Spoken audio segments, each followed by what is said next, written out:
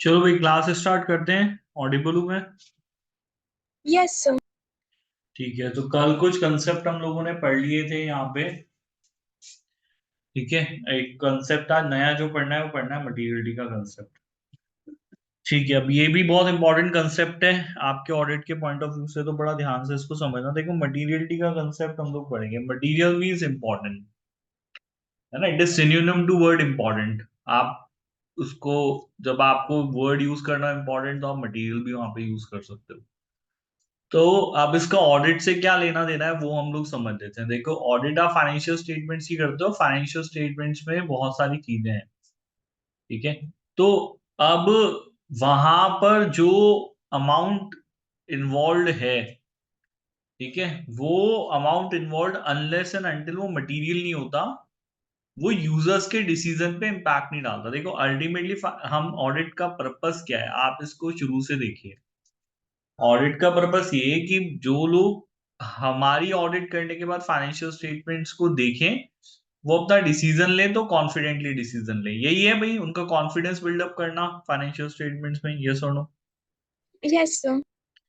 ठीक है। तो जब आप फाइनेंशियल स्टेटमेंट्स में, इफ आई से कि भाई मान लीजिए छोटी कोई गलती हो गई, कोई छोटा अमाउंट हमने जो है उसमें वो इन्वॉल्व है, लेकिन वो इतना बड़ा अमाउंट ही नहीं है कि लोगों को उससे कोई फर्क पड़ेगा। अब कोई बैंक है, वो देखता है फाइनेंशियल स्टेटमेंट, वहां पे अगर मान लीजिए 100 रुपए की गलती है, तो उससे बैंक का डिसीजन तो चेंज नहीं हो जाएगा ना कि वो आपको लोन नहीं देगा। क्या उससे डिसीजन चेंज हो जाएगा अगर बहुत छोटे से अमाउंट की कोई गलती वहां पर रह जाती है तो?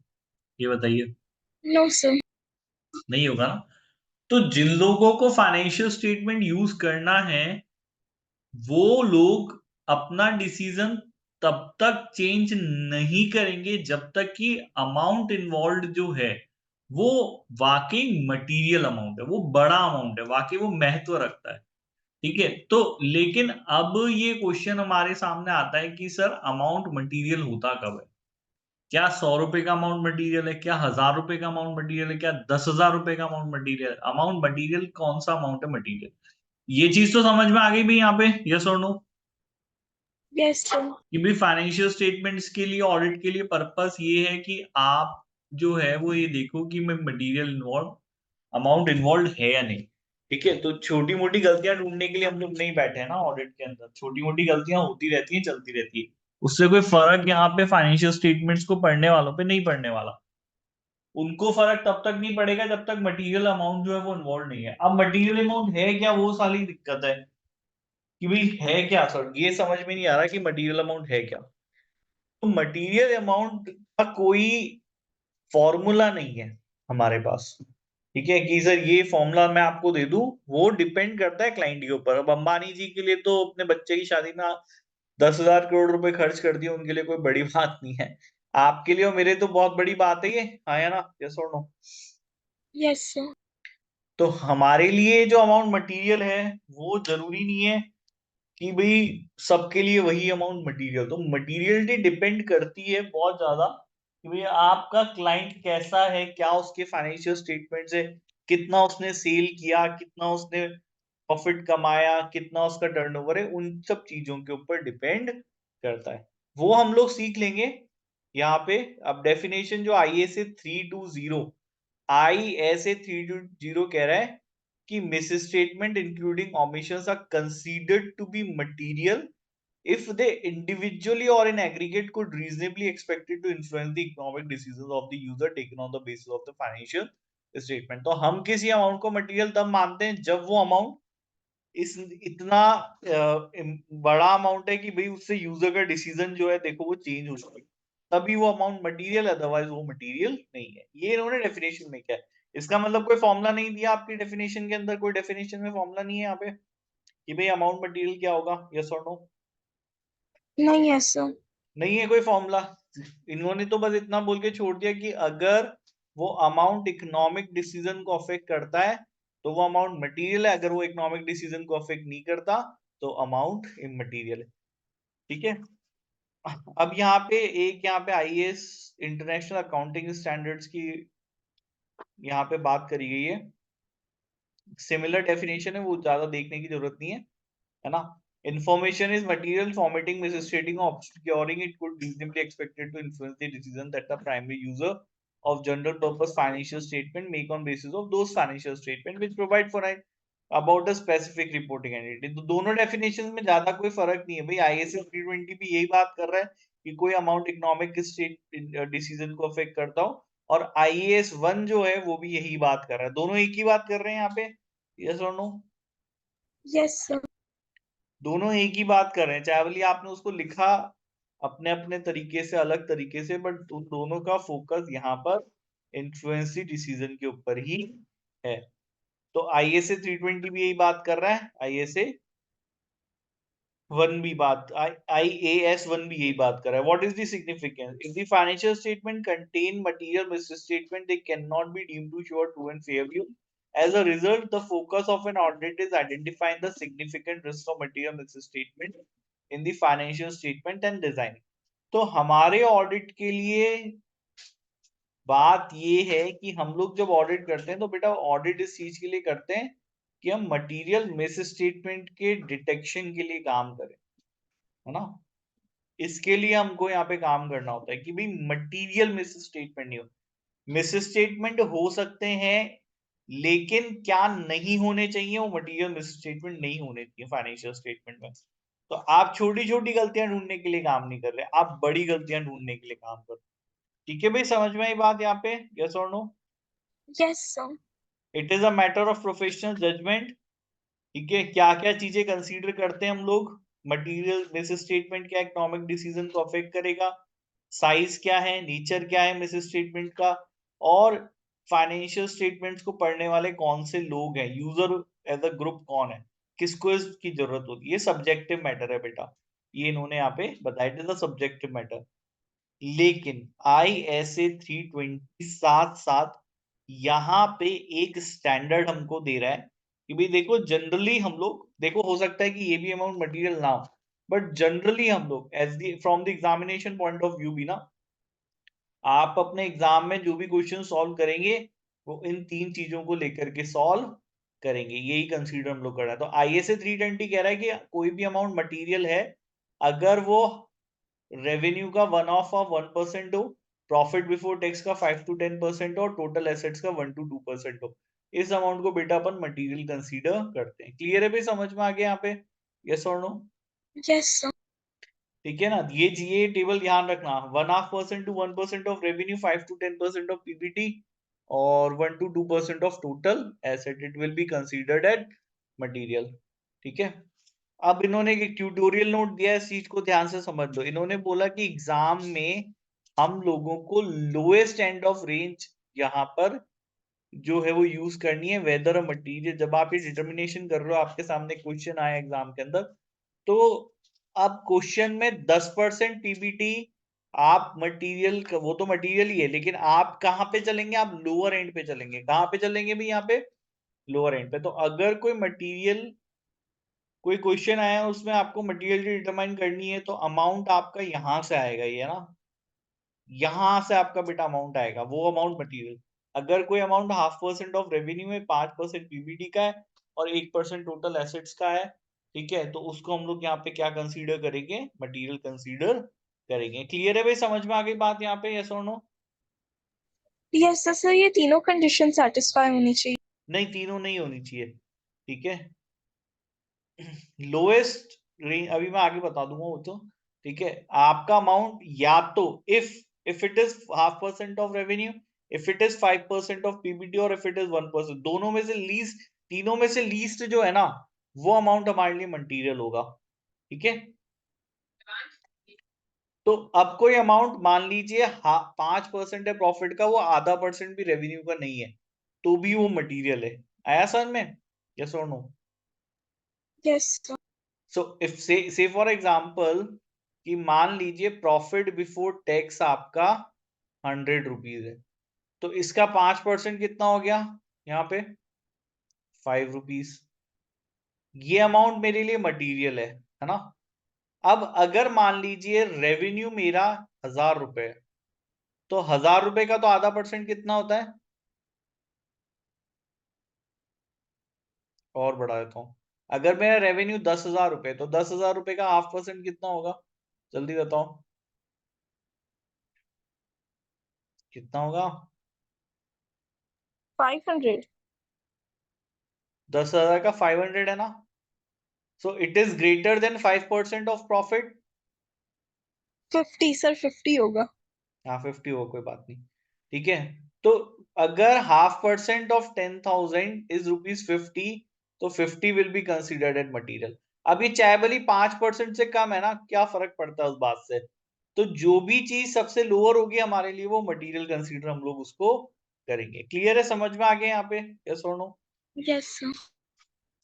तो lowest whether it this statement is greater than 0.5% of revenue, 5% of प्रीवीडियो वन, एज्यूम इट, आप उसको मटेरियल मान के चलेंगे। तो कोई भी अमाउंट, सबसे छोटा अमाउंट आपको उठा करके चलना है। देखो उसका रीजन है, क्योंकि जब आप नया नया ऑडिट करते हो तो हम लोग प्रिकॉशनरी ये लेकर के चलते हैं भी कि हम अ, गलतियों को ढूंढने में कोई गलती ना कर दें, है ना? अब आपको दिख रहा है कि यार ये अमाउंट बहुत छोटा अमाउंट है, कोई बात नहीं ना। तो अगर आप बहुत एक्सपीरियंस ऑडिटर हो तो एक अलग बात हो सकती है, आप बोलोगे मैं हायर एंड रेंज पे रह करके काम करूंगा। लेकिन जब मैं नया ऑडिटर हूँ, मेरा क्लाइंट नया है, तो मेरे को थोड़ा सा प्रिकॉशनरी चलना पड़ेगा, तो मैं लोअर एंड लेकर के चलूंगा। आगे समझ में क्लियर है यहाँ पे? Yes sir. ऑल डिपेंड्स कि हम लोगों का क्लाइंट कैसा है, कितना, हालांकि सब्जेक्टिव मैटर है, तो आपके ऊपर छोड़ देते हैं, बट ये स्टैंडर्ड इन्होंने आईएससी 320 में दिया है, तो एग्जामिनेशन पॉइंट ऑफ व्यू से तो हम इसको कंसीडर करेंगे, ठीक है। और इसके अलावा ये तो फाइनेंशियल पर्सपेक्टिव हो गया। अब कुछ चीजें जो अमाउंट वाइज मटेरियल नहीं होती, अपने नेचर वाइज मटेरियल होती हैं, जैसे कि रेगुलेटरी रिक्वायरमेंट्स। अब आपने लॉ कंप्लाई नहीं किया, ठीक है, ये इंफॉर्मेशन फाइनेंशियल इंफॉर्मेशन तो है नहीं, लेकिन कंप्लाइंस ऑफ लॉ तो जरूरी है, क्योंकि अगर कंप्लाइंस ऑफ लॉ नहीं किया तो हो सकता है फ्यूचर में बहुत बड़ी पेनल्टी आपके ऊपर लग जाए, बिजनेस आप करने का, आप आगे फर्दर नहीं कर सको, तो ये दिक्कत हो सकती है भाई, हाँ या ना? Yes sir. तो even certain information which is not in a not of financial nature can be material, जैसे regulatory requirement हो गया, डेप कोवेनेंट्स की कंप्लायंस। डेप कोवेनेंट्स का मतलब क्या होता है, कोई बता सकता है मुझे, या सिमरन? कोवेनेंट सुना है, क्या होता है, व्हाट इज कोवेनेंट? अरे बहुत ही सिंपल सी चीज है भाई। Covenant means terms and conditions, अब याद रहेगा, it means Yes. Terms and conditions, है ना? तो डेप की टर्म्स एंड कंडीशंस, आपने लोन लिया, लोन की शर्तों को अगर आपने कंप्लाई नहीं किया, तो यहाँ पे ये दिक्कत वाली बात है भाई। हो सकता है कि भाई जिससे लोन लिया हुआ है वो आपका लोन रिकॉल कर ले, या वो आपके अगेंस्ट में कोई बड़ा लीगल एक्शन ले, जिससे कि फर्दर बिजनेस नहीं कर पाओगे। तो ये अपने आप में नेचर ऑफ इंफॉर्मेशन क्या हो गई यहाँ पे, मटीरियली, नेचर ऑफ इंफॉर्मेशन ऐसे ही कि इंफॉर्मेशन मटीरियल हो गई, ठीक है भाई। Yes sir. तो रेगुलेटरी रिक्वायरमेंट की बात हो गई, डेप कोवेनेंट्स की बात हो गई। सिमरन समझ में आ रहा है? Yes sir. हाँ, ठीक है। इस तरीके के मिस स्टेटमेंट चाहे भली छोटे से ही क्यों ना हो, लेकिन अगर उनसे प्रॉफिट एंड लॉ, प्रॉफिट जो है उसकी, ये हमारा प्रॉफिट है, और अगर मान लो कि एडजस्टमेंट बहुत छोटे अमाउंट का था, लेकिन उससे जो रिपोर्टिंग है वो लॉस में कन्वर्ट हो गई हमारी, तो वो छोटा सा एडजस्टमेंट भी जो है ना, वो मटेरियल हो गया बाय नेचर, ठीक है भाई। Yes sir. ठीक है। इसके अलावा मिस स्टेटमेंट्स जिनसे कि नेट एसेट की पोजीशन आपकी नेट लायबिलिटी में कन्वर्ट हो जाओ, अब वो चाहे भले कितने भी छोटे हो, मतलब जो ऊपर हमने बेंचमार्क्स दिए वो उससे भी छोटे अमाउंट के एडजस्टमेंट हैं, लेकिन हैं, क्योंकि उनसे नेट एसेट की पोजीशन कंपनी की नेट लायबिलिटी में कन्वर्ट हो गई है, it will be considered as material. Directors के साथ किए गए ट्रांजेक्शंस, ठीक है, फाइनेंशियल स्टेटमेंट्स में दिए गए डिस्क्लोजर जो कंपनी के फ्यूचर लीगल क्लेम्स और गोइंग कंसर्न इशू से रिलेटेड हैं, ये सब हम लोग बेटा बाय नेचर इनको हम लोग मटेरियल कंसीडर करते हैं, चाहे भले अमाउंट हमारा कितना ही छोटा हो, फर्क नहीं पड़ता। क्लियर है, समझ में आ गया यहाँ तक, यस और नो? Yes sir. ठीक है। अब एक यहाँ पे इलस्ट्रेशन गिवन है, हम लोग इसको सॉल्व कर लेते हैं। ठीक है, इलस्ट्रेशन में देख लो क्या क्या चीजें गिवन है भाई यहाँ पे, रेवेन्यू, टोटल एसेट और पीबीटी। 2 साल का हमको गिवन है, 2013 का गिवन है, 2014 का गिवन है, ऐसे मान लेते हैं ना। दिख रहा है यहाँ पे, यस और नो? यस। ठीक है, अब आप यहां से देखते हुए चलो, हम लोग ऑडिट कर रहे हैं for the period of this. तो ये हमारे फाइनेंशियल स्टेटमेंट्स के ईयर एंड फिगर्स है, ये ईयर एंड फिगर्स है हमारे 30 से, for example if it is 31 मार्च 2014, ये हमारे ईयर एंड फिगर है। ठीक है, इसका 0.5% कितना होगा 21960 का? 1.5 अपॉन 100, यही होगा। टोटल एसेट का कितना होता है 9697 इंटू कितना, कितना बताया था मैंने, जल्दी बताओ ना, देख के बता दो, कोई बात नहीं, अभी तो याद करना है हमको। रेवेन्यू का कितना परसेंटेज देंगे बेटा? 0.5% to 1% रेवेन्यू का था। हाँ, हम लोग तो लोअर पकड़ के चलते हैं ना, 0.5% कितना होगा। पीबीटी का 5% हमको निकालना है, और टोटल एसेट का 1%, दैट इज 1/100। और पीबीटी का हो गया हमारा 1048 इंटू 5/100। कैलकुलेट करो कितना हो गया ये, वैसे तो उसमें किया हुआ ही है, किया हुआ है ना कैलकुलेट, यस। दिख रहा है? सही है क्या ये कैलकुलेशन? यस। या सही है calculation? Yes sir, but actually ऊपर हमने लिखा है रेवेन्यू इनटू 1.5 डिवाइड बाय 100, वो 0.5 होगा। हाँ, जो भी है मतलब, रेवेन्यू का ना 21960 इंटू 1.5%, अरे मैंने 1.5 लिख दिया ना, सॉरी, यस। ये 0.5 है ना, इट इज 0.5। ठीक है, अब यस। तो हमारा लोअर एंड पे चलते हैं ना, रेवेन्यू का 110, प्रॉफिट का 52, और टोटल एसेट का 97। ठीक है, अब इन्होंने यहाँ पे इंफॉर्मेशन और क्या क्या दी है ना वो देखो। एक तो ये चीज हो गई, म्यूरे कंपनी का मटीरियलिटी हमको निकालना है। ठीक है, materiality is not normally based on revenue expected circumstances. तो इन्होंने बोला, सबसे पहले एक इन्फॉर्मेशन इन्होंने दी है जो मैं आपको समझा दूं। इन्होंने बोला कि रेवेन्यू पे बेस्ड कभी भी हम लोग मटीरियलिटी नहीं रखते हैं, क्योंकि रेवेन्यू पे बेस्ड उन कंपनीज में रखा जाता है जो कि नॉट फॉर प्रॉफिट ऑर्गेनाइजेशन होती है। कौन सी ऑर्गेनाइजेशन होती है? जो नॉट। प्रॉफिट्स के लिए काम नहीं कर रही है, उनके लिए रेवेन्यू बेस होता है। अदरवाइज जो कंपनीज बेटा रेवेन्यूज प्रॉफिट्स के लिए काम करती है ना, वो उनके लिए प्रॉफिट बिफोर टैक्स या टोटल एसेट जो है वो यहाँ पे बेटर आपके लिए रहता है कि इसके बेसिस पे आप कैलकुलेट करो मटीरियलिटी। ठीक है भाई, समझ में आ गई बात यहाँ पे? Yes. More than 105 profit is material to the statement of peer when therefore the preliminary materiality is likely to be set। अब इन तीनों में से सबसे छोटा अमाउंट है कौन सा वैसे देखा जाए तो, अगर हम तो कुछ भी कंसीडर नहीं करते, 10, 110, 52 और 9, इनमें सबसे कम कौन सा अमाउंट है यहाँ पे? 50 तो ये उन्होंने बताया कि ये अमाउंट आपका क्या होना चाहिए, मटेरियल होना चाहिए। अब इन्होंने रेंज बताई है, देखो, 0.5% रेवेन्यू का जो है वो आपके प्रॉफिट बिफोर टैक्स के 5% से भी बहुत ज्यादा है, बहुत ज्यादा है ना ये तो। इवन आपके टोटल एसेट्स के 1% से भी अमाउंट बहुत ज्यादा है ना रेवेन्यू आपका। यस। ठीक है, और प्रॉफिट बिफोर टैक्स का 10% जो ये है दैट इज 105, ये आपका, इन्होंने बोला कि भी ये जो अपर है, प्रॉफिट बिफोर टैक्स का अपर एंड जो है वो तो आपके रेवेन्यू के लोअर एंड से भी कम है। तो प्रॉफिट बिफोर टैक्स का अपर एंड आपके रेवेन्यू से भी कम है लोअर एंड से, है ना यहाँ पे? ये देखने को दिख रहा है आपको एनालिसिस इसका, कि अगर यस। आप देखोगे कि भैया रेवेन्यू का तो आधा परसेंट भी हमारे प्रॉफिट बिफोर टैक्स के अपर एंड से लोअर है ना? यहाँ पे दिख रहा है ये चीज, यस और नो? Yes sir.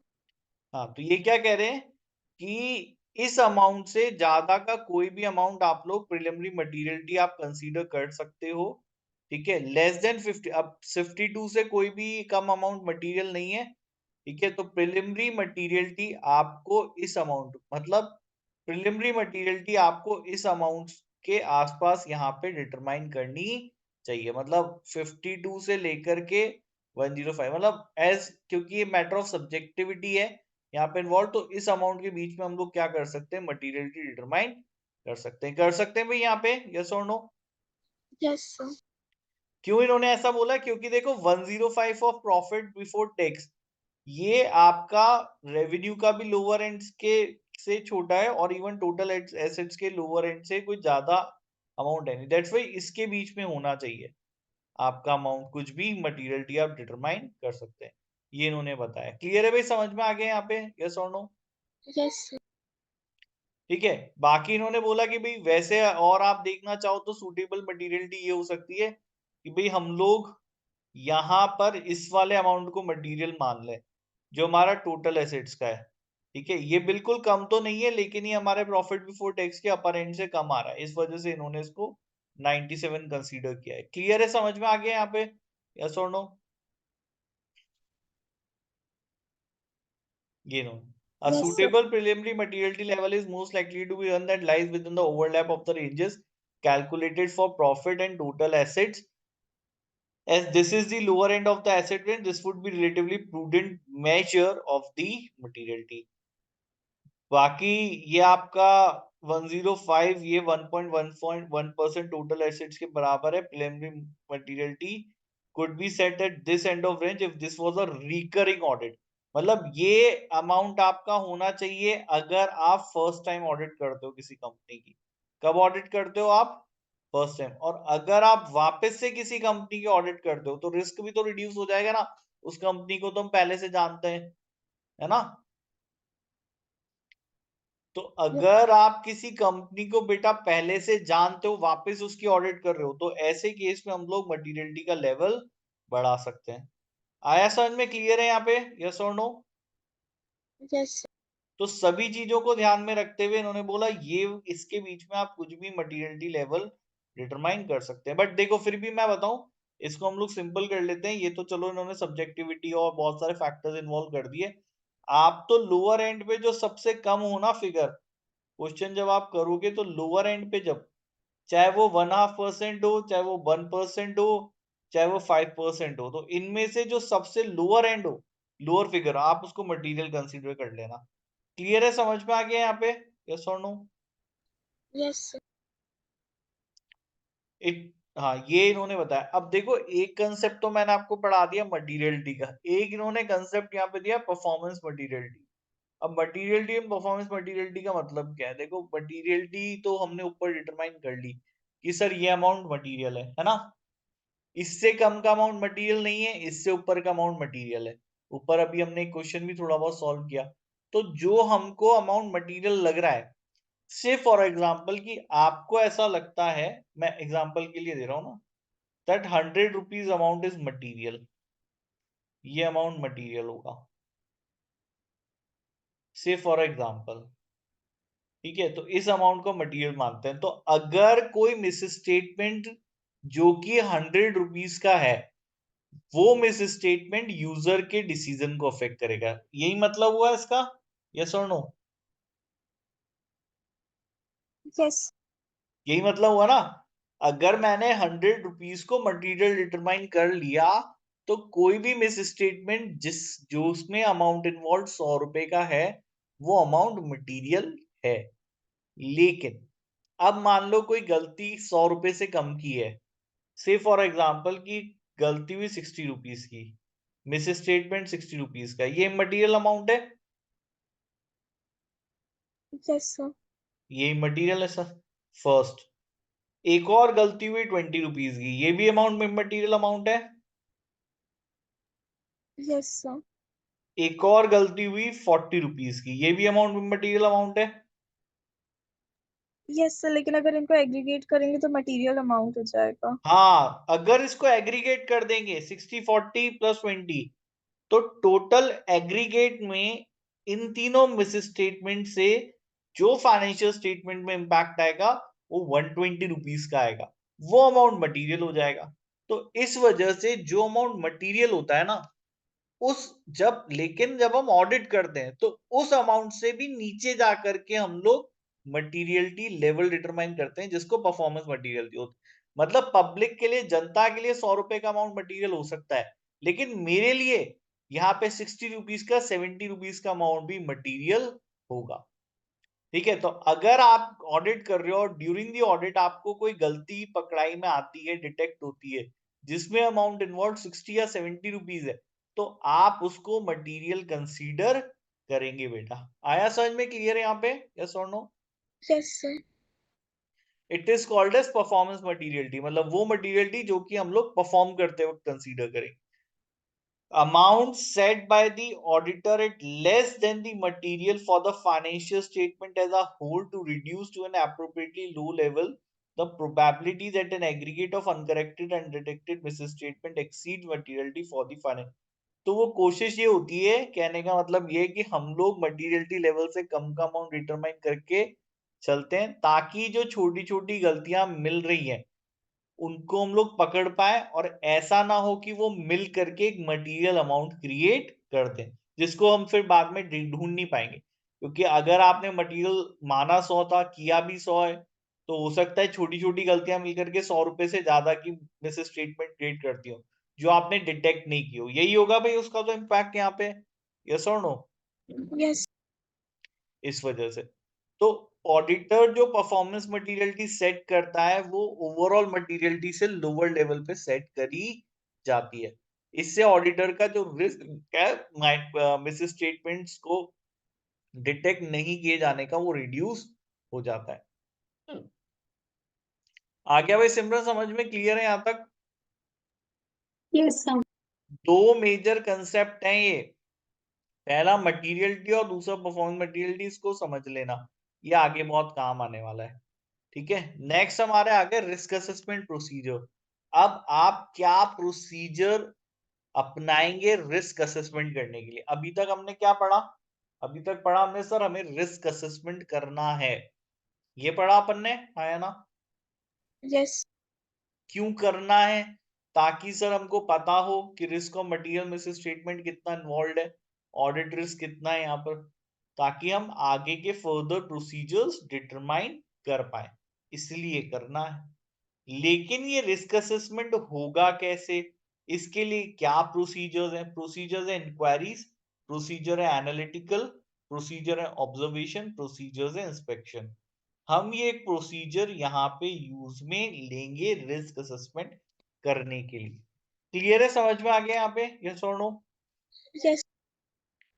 कैसे होगा? सबसे पहली चीज, आपको एंटिटी, उसका एनवायरनमेंट, उसकी एप्लीकेबल फाइनेंशियल रिपोर्टिंग सिस्टम और उसके सिस्टम ऑफ इंटरनल कंट्रोल को समझना पड़ेगा। देखो, क्लाइंट की ऑडिट करने से पहले क्लाइंट की अंडरस्टैंडिंग जरूरी है।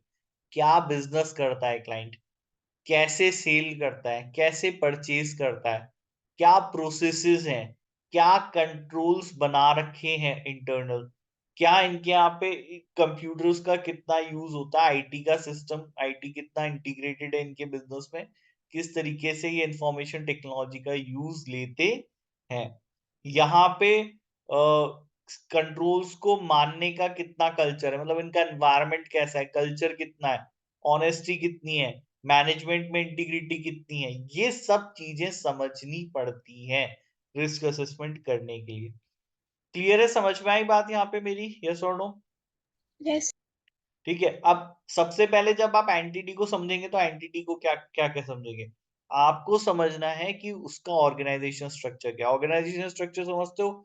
जैसे बोर्ड ऑफ डायरेक्टर्स हो गए, उसमें चेयरमैन सबसे ऊपर है, फिर बोर्ड ऑफ डायरेक्टर्स आ गए, फिर उसके बाद कंपनी का चीफ एग्जीक्यूटिव ऑफिसर्स हैं, फिर दूसरे यहाँ पे ऑफिसर्स हैं, फिर उनके नीचे डिपार्टमेंटल मैनेजर्स हैं, फिर यहाँ पे हमारे मैनेजर्स हैं, फिर उनके नीचे सुपरवाइजर्स हैं, फिर ऐसे करके पूरा ऑर्गेनाइजेशन स्ट्रक्चर समझना है।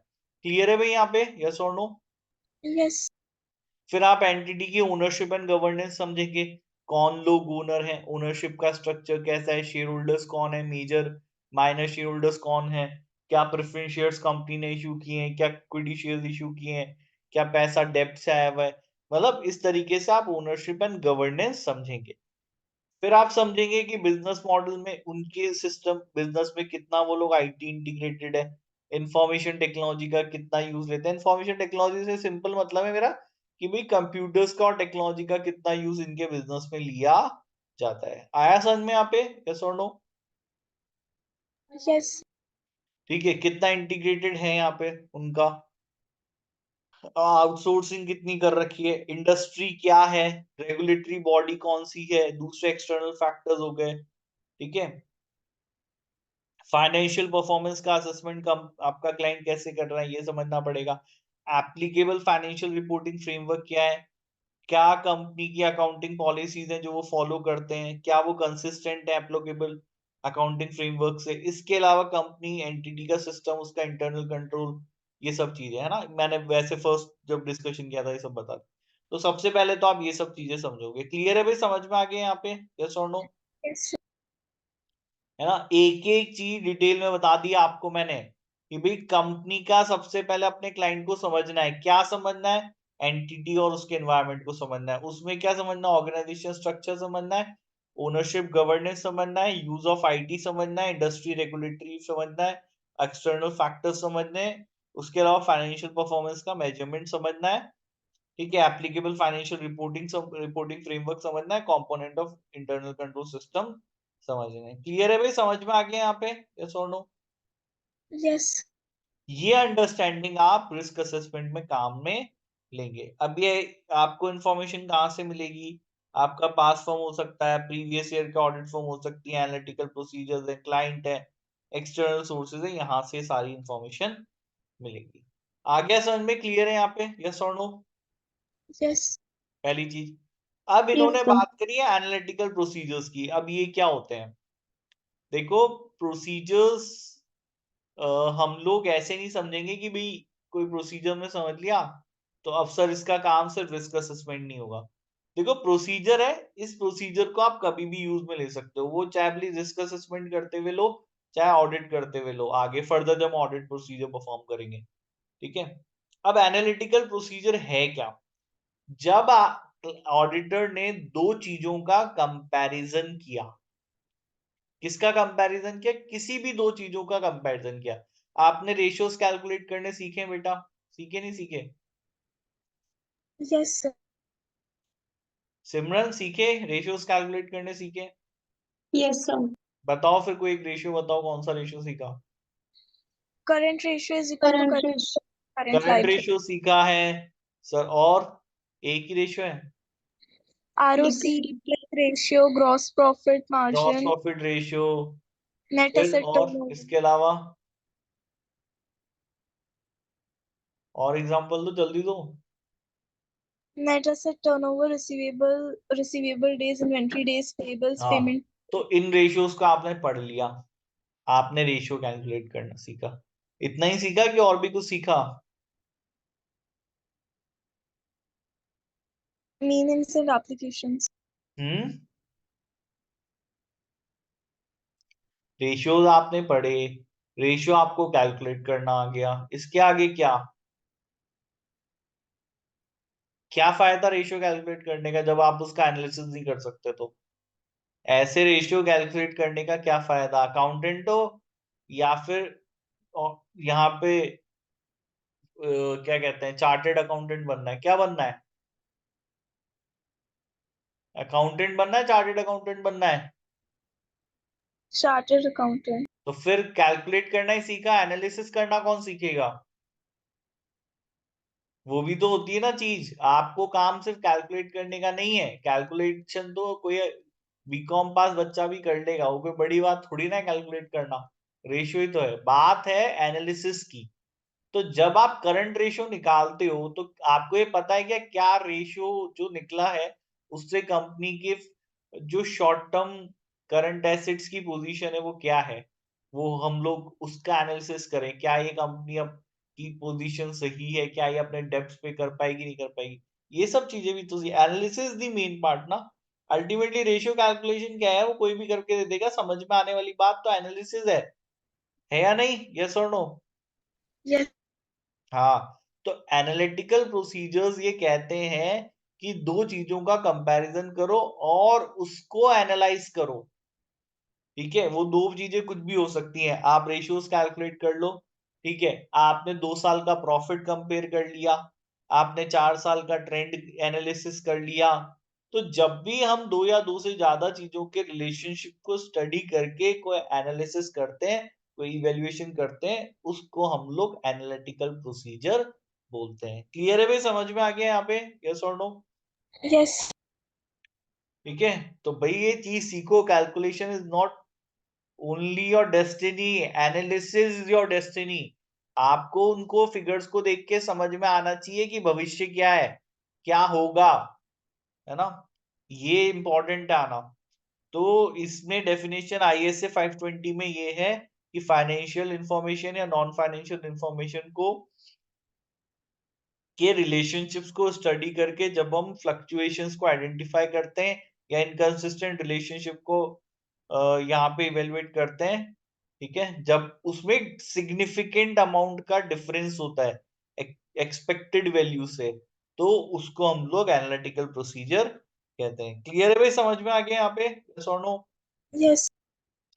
ठीक है, तो आपको रिस्क असेसमेंट करने के लिए इस तरह के एनालिटिकल प्रोसीजर्स परफॉर्म करने जरूरी होते हैं। ठीक है, इससे आपको अनयूजुअल ट्रांजैक्शंस है, इवेंट्स है, अमाउंट्स है, रेशियोज है, ट्रेंड्स है, वो आपको आइडेंटिफाई होंगे। आपको मटेरियल मिस स्टेटमेंट अगर फ्रॉड की वजह से हो रहा है तो वो आपको आइडेंटिफाई होगा। अब से फॉर एग्जांपल मैं आपसे कहता हूं कि भाई हमारी कंपनी में 100 एम्प्लॉयज काम करते हैं। कितने एम्प्लॉयज काम करते हैं हमारी कंपनी में? So. 100। एवरेज सैलरी हम लोग दे रहे हैं 25,000 एवरेज, है ना? तो टोटल सैलरी कितनी होनी चाहिए यहाँ पे पर मंथ? 100 इंटू 25,000 कितना हो गया है? 25,000,000, मतलब 2.5 लाख रुपए, सॉरी 25 लाख रुपए हर मंथ की सैलरी होनी चाहिए। साल की कितनी होनी चाहिए हिसाब से? इंटू 12 कर दूंगा तो 3,50,00,000। ये हमारी इसको शॉर्ट में लिख देते हैं 3.5 करोड़। ये हमारी एनुअल सैलरी होनी चाहिए।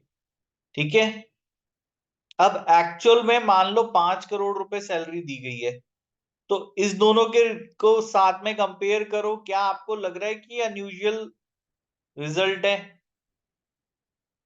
हाँ या ना? कहां गया प्रोफेशनल स्केप्टिज्म? Yes, sir. है? तो क्या इसको फर्दर हम लोगों को इन्वेस्टिगेट करना नहीं पड़ेगा कि भाई ऐसा कैसे हो रहा है? ये हमारा कैलकुलेशन थी, दे तुम इतना रहे हो, दो चीजों के बीच में कंपैरिजन किया, एक अनयूजुअल ट्रांजैक्शन दिख रहा है या हम लोगों को एक अनयूजुअल रेशियो दिख रहा है। ठीक है, तो इससे हमको क्या इंडिकेट हो रहा है? सर हो सकता है कोई फ्रॉड हुआ, तो इसको हमको फर्दर इन्वेस्टिगेट करना पड़ेगा। ये वो एरिया हो गया जहां सिग्निफिकेंट रिस्क इन्वॉल्व है, जहां हमें ज्यादा काम करके मेहनत करनी पड़ेगी, यहाँ प्रोसीजर्स परफॉर्म करेंगे। आया भी समझ में? क्लियर है यहाँ पे? यस और नो? Yes. ये हो गया। चलिए, नाउ ये कुछ सर्टेन एग्जांपल हो गए, जैसे आपने दो पीरियड्स के को कंपेयर कर लिया, ठीक है, बजट्स फोरकास्टिंग को कंपेयर किया, सिमिलर इंडस्ट्री इंफॉर्मेशन, एक कंपनी और दो कंपनीज के फिगर्स को भी कंपेयर किया जा सकता है ना? दो कंपनीज हैं, दोनों एक ही इंडस्ट्री में काम कर रही हैं, दोनों का लगभग एक ही रेवेन्यू है, तो आप दोनों इंडस्ट्री को कंपेयर करके भी रिजल्ट्स स्टडी कर सकते हैं। आया समझ में? क्लियर है बेटा यहाँ पे? यस और नो? Yes, sir. ये इन लोगों ने बताया। चलिए, यहां तक समझ में आ गया, कल इसको आगे कंटिन्यू करते हैं। क्लियर है? कोई डाउट है तो बताओ फटाफट। Yes, sir. Clear है। सिमरन, नो सर, नो डाउट। एक बार कल पढ़ के आना, कोई डाउट हो तो फिर बताना, कल इसको आगे पढ़ेंगे, है ना? एनालिटिकल प्रोसीजर्स तो ज्यादा बचे नहीं है, तो कल खत्म हो जाएगा छोटा सा, कल इसको आगे पढ़ेंगे, है ना? Yes, sir. चलो bye, good night. Thank you, sir. Bye. Good night.